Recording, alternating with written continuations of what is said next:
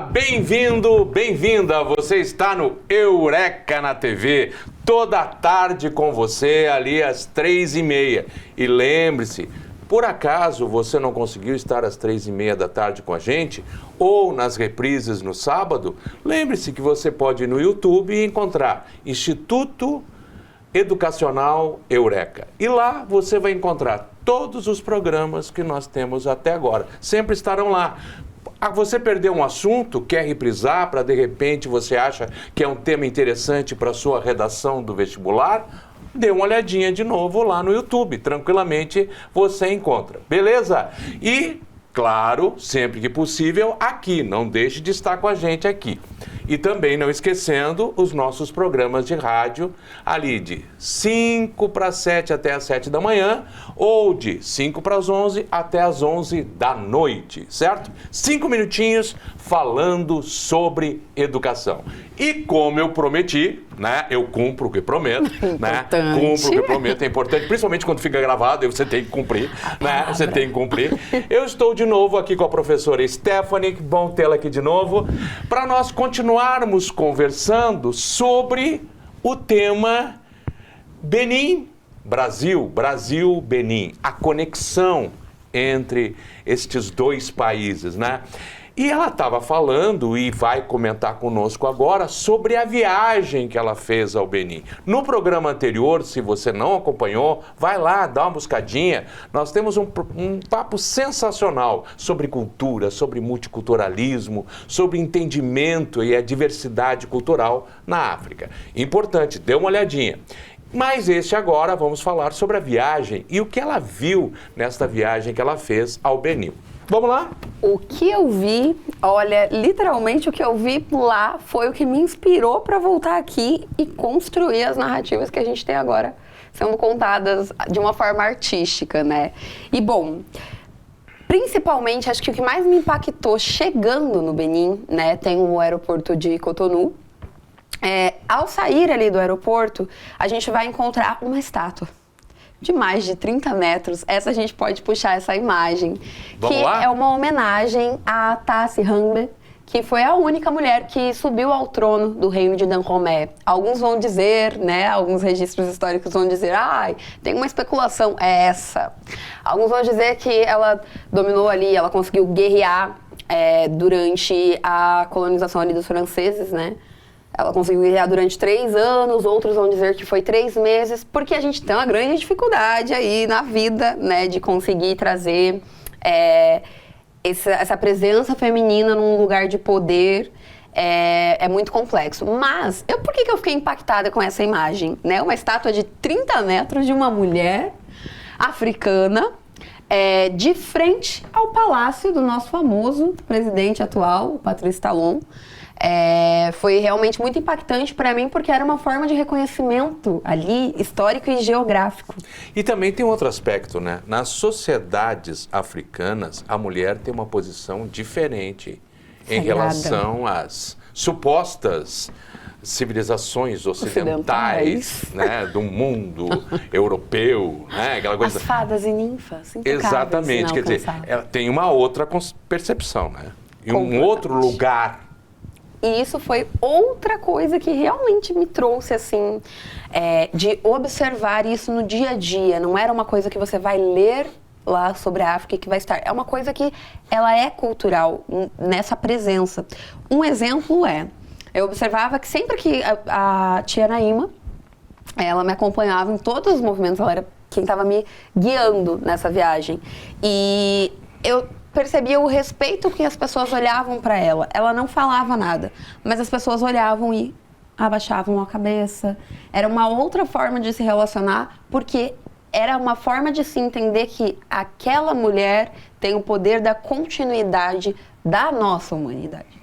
Por mais que isso seja um movimento, né, em conjunto, mas era entendido a forma de agir na rua. Existe uma proteção para a mulher justamente porque ela é como se, assim, se alguém for morrer aqui nessa circunstância, que seja o fruto que não vai gerar outros frutos do que quem vai gerar, quem vai dar essa possibilidade de continuidade.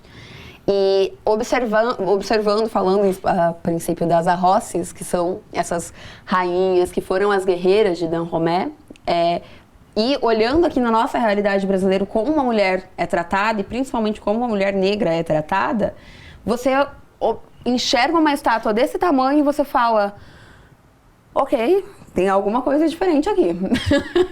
É uma outra forma de reagir e operar no mundo. E aí eu fui visitar o reino de Dahomey. Na minha cabeça, eu pensei que eu ia encontrar mais sobre a história daquela estátua enorme que foi essa mulher que guerreou, né, que liderou ali esse exército de mais de 6 mil mulheres. Então, foi algo que eu pensei que eu ia encontrar essa história lá. Mas, chegando no reino de Dahomey, lindíssimo. Inclusive, temos uma foto aqui também, se quiser colocar, para a gente poder trazer exatamente. Aqui do lado esquerdo a gente vai ter uma foto que é do rei Lelé, ali em cima, o símbolo do leão, né, dentro do reino de Dahomey. O reino, ele é constituído por vários palácios dos diversos reis que foram construindo a história do reino de Dahomey. E a gente teve o reinado da Tassi, porém, como era tradicionalmente também muito difícil de conseguir aceitar que uma mulher subisse ao poder, porque dentro das comunidades ali ela teria um outro papel, a história dela de alguma forma é camuflada. Eles têm esse movimento também de tentar esconder de alguma forma, embora ainda reconheçam o respeito, né, enfim, pela história que ela construiu. E ao lado direito não importa aqui, a cultura, o homem tem medo da mulher. Exatamente. É isso não mesmo. Não importa a cultura, a gente morre de medo. Eu não sei se quando que a gente vai conseguir superar isso? Quando que a gente vai conseguir superar? Eu acho que nós temos que ir psicólogo, psiquiatra, sentar, conversar, sabe? E tentar curar esse medo que nós temos. Mas é muito engraçado isso, porque aí quando você vai, por exemplo, tem a Oyeyemi Orenke, ela já vai trazer uma outra relação, aí já é uma visão mais Yorubá, né? Ela vem de uma família Yorubá, que já é uma outra relação, que já nem olha para as pessoas com a relação de gênero. É uma coisa que na nossa cabeça aqui é impensável. Fala, como assim? Como assim? A mulher não vai dizer que é mulher, o homem não vai dizer que é homem? Não, mas não é nesse sentido. Mas as ações do dia a dia não são determinadas porque você é mulher ou porque você é homem. Elas são ações que as pessoas realizam. E essa era uma das coisas principais que eu voltei para mim no Benin Se você percebe por aí, o princípio de igualdade é muito superior a qualquer um que você já viu, né? Exatamente. Porque é uma igualdade que não percebe diferenças na hora da execução de tarefas, né? E que é o que a gente E que é um dos maiores problemas que nós temos aqui, né? Completamente. E o mais engraçado é isso, né? O que você vai ver lá de forma natural, aqui a gente está fazendo projeto para conseguir alcançar.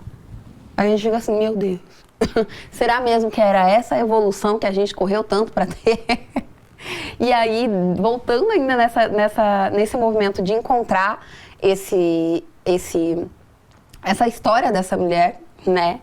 Uma das coisas que eu voltei era justamente, pensando aqui para as mulheres brasileiras, era justamente isso, né? Como que a gente pensa as nossas capacidades para além dessa relação do gerar um filho, mas como que a gente pensa também na nossa relação de gerir e gestar, né? A gente está matrigestando de alguma forma pessoas, seres, coisas, projetos.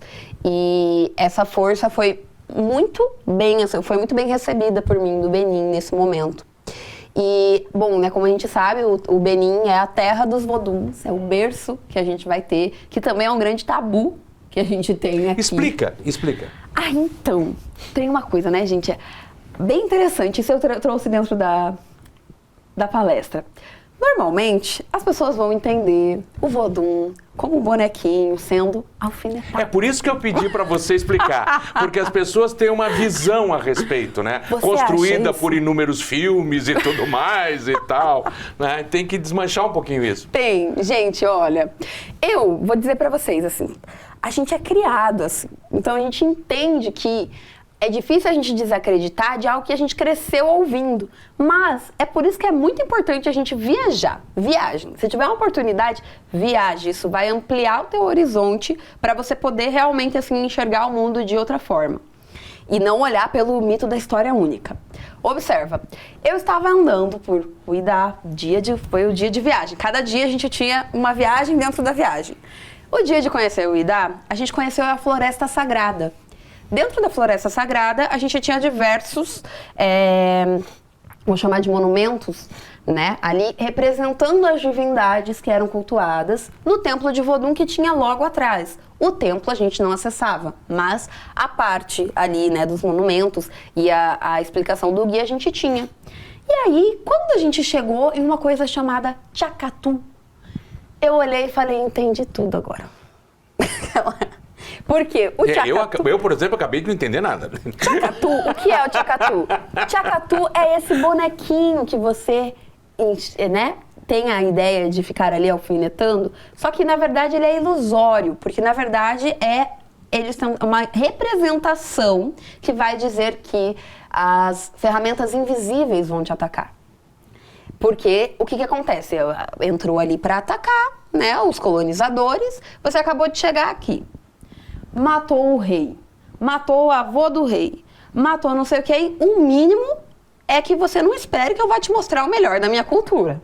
Eu vou querer te atacar. Lógico. E eu vou te atacar com a ferramenta que eu tenho. Então, é muito comum e é muito óbvio que a gente vai ter na história retratado... E isso em qualquer cultura, né? Exatamente. Isso em qualquer cultura. Você me agride, você me ataca, eu vou revidar. Eu vou revidar com o que eu tenho. Exato, e com o que eu Se tenho. essa é a minha arma, eu vou te atacar com essa arma. E aí, a partir desse momento, se a gente lembra que quem escreveu, começou a registrar e validar as histórias, veio de uma relação ocidental, europeia, eurocêntrica, dentro dessa história eles vão falar o que eles conhecem. O que eles conhecem dessa cultura era o Chacatu. Não tem como eles falarem que o voodoo era outra coisa se o que ele conhece daquilo é o bonequinho sendo alfinetado, que no caso o bonequinho era ele sendo atacado pelas ferramentas as quais ele desconhecia. E então a gente precisa desmistificar, porque o voodoo ele é para além. É o que eu ia dizer, é muito relação. Mais amplo do que um bonequinho. E aí a gente vai entender isso aqui, principalmente no Brasil, uma grande semelhança que vai trazer bem forte essa relação é o candomblé, mas lembrando que não é trazer essa relação do Chacatu em si, mas é trazer a relação do respeito e com a divindade. Então, por exemplo, você vai ter aqui no Brasil Oxumaré, lá você vai ter Dan. Quem é Oxumaré aqui? É os deuses das cobras. E aí, quando você vai olhar, enfim, lá para outras culturas, você vai encontrar divindades que também olham para a potência da natureza. Tem uma foto muito bonita que eu quero mostrar. Mas nós vamos ver essa foto daqui a pouco, porque nós temos que fazer o nosso intervalinho. Sim. Mas a gente... eu peguei o diretor hoje. Eu fui e ele não foi. Eu peguei o diretor. Gente, peguei o diretor hoje. Eu fui e ele não veio. Eu vim pra câmera e ele não veio. E ele não Olha só que bonitinho. Te peguei. Gente, voltamos daqui a pouco, tá? Nos aguarde aí. 2, 3 minutinhos e a gente já tá de volta.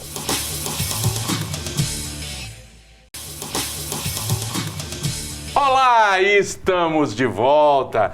Deu um tempinho, tomou uma aguinha, o sigizinho sagrado lá foi feito, beleza. Então agora você sentado aí no sofá, na sua poltrona, vamos continuar aqui com esse programa e esse papo delicioso com a professora Stephanie. Stephanie, você ia entrar numa imagem e por conta da propaganda eu te cortei. Então vamos para essa imagem agora. Sim, mas vamos agora lá. a gente vai para essa imagem porque ela é impactante. Foi a primeira imagem que eu vi e foi o primeiro momento que eu realmente senti que eu cheguei no Benin. Porque até eu chegar de viagem lá, eu não estava acreditando ainda. Não estava. Mas a hora que eu cheguei neste lugar, e ali em cima está escrito Le Vodun pour un monde meilleur et plus éclair. Isso significa o Vodun por um mundo melhor e mais limpo. Quem imaginaria ouvir esta frase relacionada ao Vodun? Por que na nossa cabeça a gente não consegue vincular o Vodun a um mundo melhor e mais limpo? Porque a gente vincula ele sempre a um bonequinho sendo alfinetado. A uma coisa maligna, né? A uma coisa maligna, ao invés da gente pensar nele justamente como uma possibilidade de pensar formas de se melhorar enquanto pessoa e de viver em comunhão com a natureza. E essa é a principal herança que a gente traz, principalmente forte aqui no Brasil, falando das religiões de matriz africanas, que vai trazer pra gente esse lugar de como que a gente pensa a nossa convivência com a natureza e não contra a natureza, que é o que a gente tem colhido frutos ultimamente, né? Com toda essa relação de Rio Grande do Sul e entre os outros diversos desastres naturais. E o Rio Grande do Sul, né? Minha terra. É triste o que eu vi recentemente, é de doer, né? Mas eu acredito que as pessoas de cabeça, né, inteligente, cabeça limpa, não devem levar isso em consideração, porque alguns mentecaptos, sei lá, imbecis por natureza, tem aí alguns vídeos falando que a culpa do que aconteceu no Rio Grande do Sul é o candomblé, as religiões afro. Pelo amor de Deus, mais preconceituoso impossível, né? Você bateu o recorde de preconceito. Pelo amor de Deus, não seja... Do que eu posso chamar uma pessoa assim? É o absurdo do absurdo. Quando a gente faz esse contorno, assim, da situação, né? Porque, querendo ou não, isso é uma pessoa utilizando um desastre para colocar a responsabilidade sobre algo que ela odeia. Então, tem um algo assim de... É muito triste até uma coisa assim. Eu gostaria de registrar. Isso é um absurdo. Isso é um absurdo. Não tem lógica. Respeite a religião e a cultura dos outros. Faça isso. E sabe o que você vai receber de volta? Algo muito legal. Respeito pela tua. Só isso, tá? E é ótimo porque você para pensar assim, se você faz esse movimento de estar querendo culpabilizar essa outra cultura, só demonstra o quanto você precisa estudar mais sobre ela, para você entender o que nela te fere. Porque, inclusive, você trazendo isso agora, né? Não faz sentido nenhum você pensar desastres da natureza relacionados às culturas de matriz africana, porque elas são isso eu só atribuo à ignorância. A mais absurda ignorância. Quer dizer, eu quero atribuir a isso, porque não pode ser pura maldade. O ser humano seria muito terrível, né? Então eu quero atribuir um pouquinho à ignorância. Eu quero colocar, não, é ignorância, é ignorância. Se ele aprender, ele sai dessa. Eu quero acreditar nisso. Mas você sabia que, inclusive, essa relação de bem e mal foi uma das coisas que me impactou no Benin, indo para o Templo da Piton. Por quê? Chegando lá, no Templo da Piton, eu observava que eles sempre se referiam como, ao invés de falar o mal, né? No caso, eles colocavam como uma forma de a mulher e o mal. Então, tinha olha a diferença que a gente tem cultural, né? A mulher e o mal. No sentido de não colocar... Aqui já é o contrário, né? A mulher é o mal. A mulher é o mal. A mulher é o mal. Você tem uma outra forma de entender. Aqui a mulher é a portadora do mal e assim foi vista durante muito tempo pela própria religião cristã, né? Pela própria religião cristã. E como que a gente vai olhar para essa cultura que fala isso e pensando principalmente, né? Movimentos de olhar para o bem e o mal e entender que ele está dentro de nós e as coisas que estão no mundo, somos nós que vamos utilizar elas para a direção que nós vamos destinar. Então, a cultura da responsabilização... Não dá para culpar o instrumento, né? Por isso que eu gosto muito da palavra autoeducação. Porque você não vai ter como culpar a divindade, o Deus, o isso, o aquilo. É você. É você mesmo que é responsável pelo que você está fazendo. E nesse movimento, inclusive, é uma das coisas que eu ofereço, né? Eu tenho um propósito. Depois dessa viagem, eu compreendi que eu preciso realmente compartilhar esse propósito com o mundo, que é de trazer... Eu acredito muito que os brasileiros precisam de uma cura ancestral, que é o que essa viagem trouxe para mim. Essa cura ancestral não é uma coisa mística, espirituosa, ou enfim, né? Tomar um remédio ali. No sentido de realmente olhar para a sua cura como autoconhecimento. E esse autoconhecimento é você entender de onde você vem, para onde você vai, trazer esse movimento do Sankofa, que foi o movimento que eu me vi fazendo nessa viagem, para quem foi apenas buscar riquezas e voltou com a própria história familiar no colo, né? Então, foi um movimento muito importante para mim. E esse momento específico também da ida para a UIDA, de saber do nome, de entender que as casas ali dentro têm essa relação com o nome, não que o nome do seu Senhor seja algo a ser venerado, não. Mas pare para pensar que se dentro da cultura deles não fosse importante a relação do seu nome, o nome que eu tô falando é o sobrenome, tá, gente? Porque na lógica do francês é primeiro nome, depois o seu primeiro nome, né? Então, essa relação do nome, se não fosse essa lógica operacional beninense, porque isso é uma questão identitária, de colocar ali dentro da cidade, né? Ó, essa é a casa número 14. Não, essa é a casa Fernandes, essa é a casa Ferraz, essa é a casa Silva, essa é a casa... E assim vai indo. Se não fosse essa possibilidade... Isso já mostra um respeito ao ancestral, né? Porque não é a casa, como você disse, 1, 2, 3, A, B, não. É a casa fulano, é a casa ciclano. Quer dizer, representa uma família, representa toda a linhagem de uma família. Isso é muito importante em termos de construção de quem você é. Exatamente. E aonde que vai interferir, né? Parando para pensar no público que está aqui, o pessoal que está fazendo justamente, querendo prestar vestibular...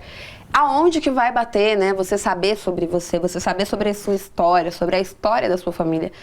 Na sua autoconfiança, você não vai conseguir se projetar. Você se projeta a partir da sua base. A sua base é quem veio antes de você. Se você está sendo se eu estou aqui hoje, nessa possibilidade, é porque alguém deu início à minha família e a minha família lutou para que eu pudesse hoje estar aqui nessa posição. Então, é trazer essa linha do tempo. Eu quero te desviar um pouquinho. Eu sei que você observou alguma coisa, e para nós, né, em termos de educação é muito importante, algo diferente em relação à educação lá no Benin. Sim. O que você viu em termos de educação lá que te surpreendeu? Que me surpreendeu?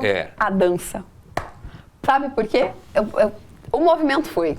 Estávamos chegando em Adjara, falei pro Tonton Rachad, tio Rachad, que eu queria olhar uma aula dele dentro da Universidade de Direitos Humanos. Quando a gente chegou dentro dessa universidade... Pegou a referência dentro da universidade. Dentro da universidade. E dentro da universidade, o que aconteceu? Eu cheguei, eu passei assim na lateral, aquela turma cheia, maravilhosa, e os alunos estavam dançando e cantando. E eu assim, né? Que aula é essa? Que dá pra ver que eles não... Deve ser aula de música, deve ser aula de dança. Deve ser aula de dança, deve ser aula de música. E aí o Tonton Rachad falou, não, é que na verdade eles estão fazendo isso porque eles utilizam a dança e esse movimento de hora em hora para poder manter os alunos atentos e animados. Nossa. Eu hoje estava conversando com os meus alunos, né, hoje de manhã, e eu estava dizendo para eles, gente, eu entendo, porque eles estavam meio agitados, né, um pouquinho assim, e estavam se torcendo. Eu entendo vocês, gente. Vocês têm que passar 4 horas sentados numa cadeira, dão uma levantadinha e sentam, e tendo aula, e o cara ainda quer que você preste atenção, né, gente? Pelo amor de Deus. Quer dizer, pomba, cadê o movimento? Eles são garotos, né? Eles têm que se agitar, no cursinho, no ensino médio. Eles são vibrantes, né? E, no entanto, tem que ficar ali, sentado. Aquela coisa, sabe? E se você vai olhar histórico, né, de quanto tempo atrás que já era esse formato de aulas, nossa, a gente precisa dessa renovação. Só que a questão é, né, se você coloca a dança como uma forma obrigatória, ela não vai funcionar. Não. Porque aí você não vai conseguir nem manter eles atentos e animados, vai ser mais uma coisa que ele é obrigado a fazer. Então não traz essa cativança. Por isso, a gente também já pensando soluções...